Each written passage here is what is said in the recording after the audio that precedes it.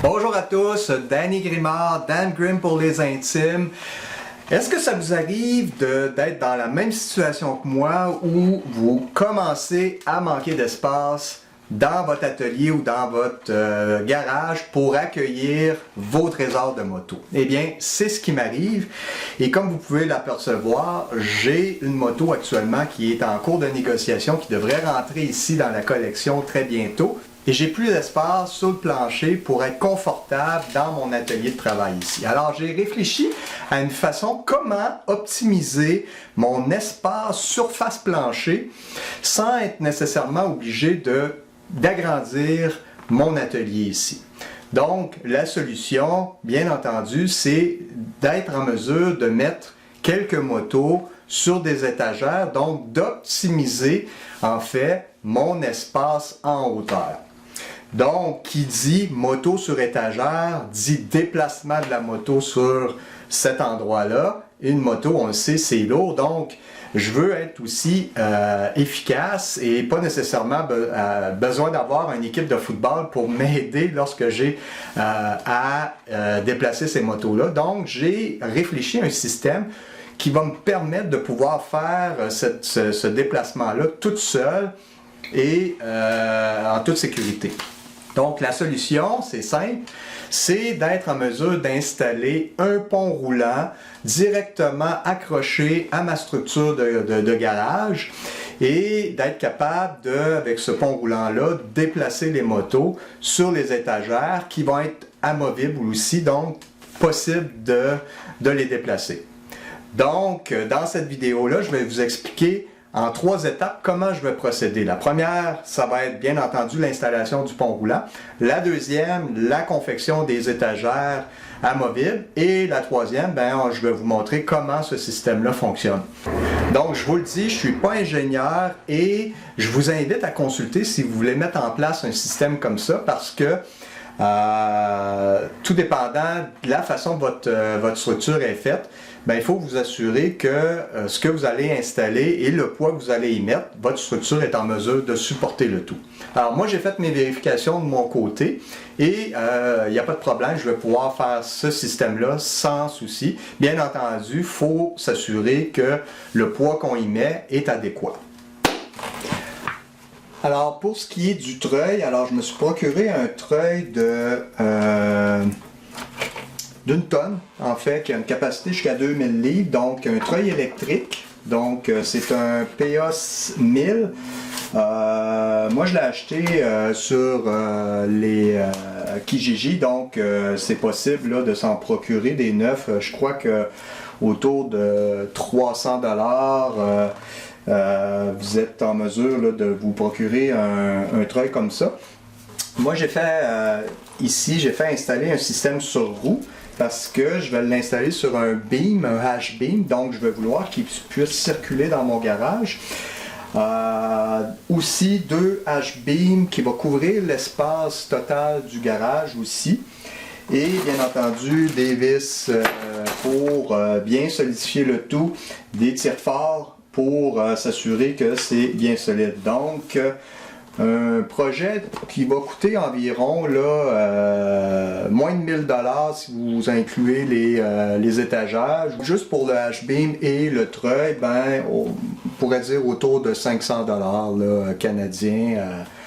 Donc c'est quand même assez accessible, ça coûte moins cher qu'un agrandissement d'un atelier. Bon, je viens de terminer l'installation du treuil et ça a super bien été, sauf que je vous le dis tout de suite, imaginez-vous monter 2 beams dans les airs à 10 pieds de hauteur, 2 beams qui ont un poids de 125 livres à bout de bras et d'essayer de visser ça, je vous le dis tout de suite, c'est là qu'on a besoin de l'équipe de football.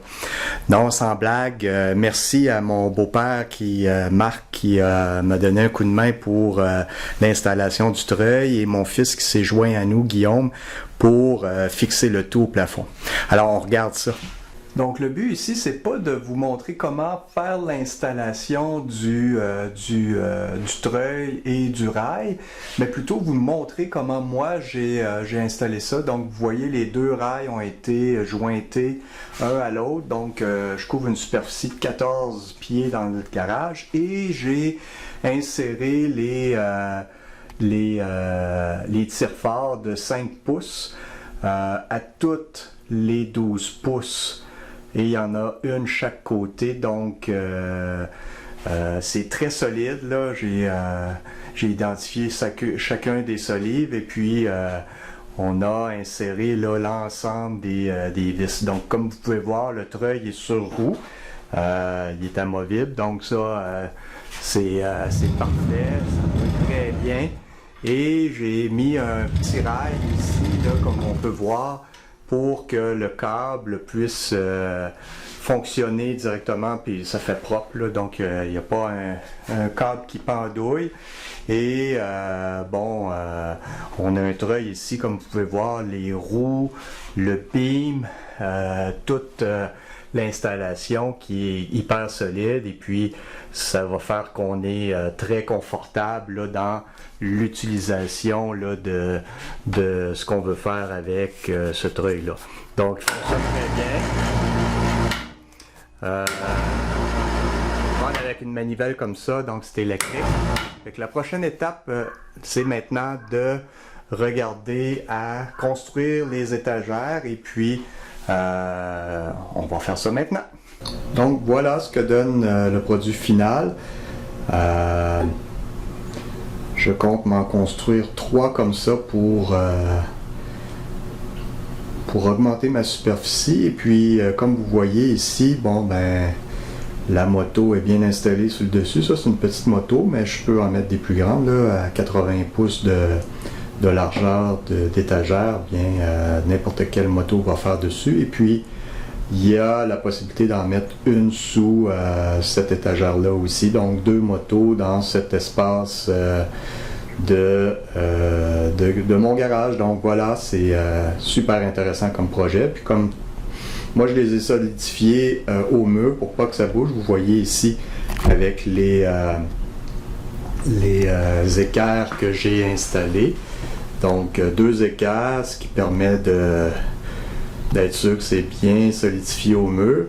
Puis, les roulettes se barrent, donc c'est solide. Voilà. Donc, avec des roulettes comme ça, c'est quand même assez facile à transporter. Il faut juste être prudent. Là, je suis seul, mais quelqu'un qui n'est pas à l'aise pourrait avoir un partenaire facilement pour pouvoir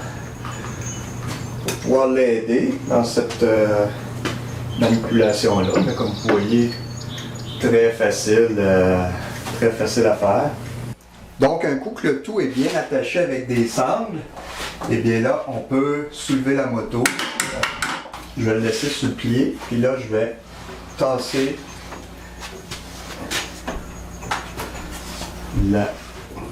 l'étagère tranquillement.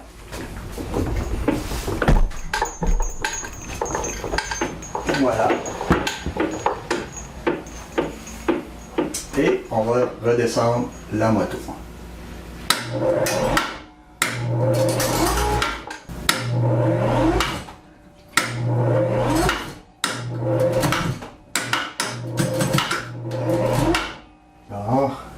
Fait que je vais la reposer sur son pied. Excellent. C'est pas plus compliqué que ça. C'est très simple. S'assurer d'avoir des bonnes sangles et de s'assurer que le tout est bien attaché, et puis de le faire en toute sécurité, bien entendu.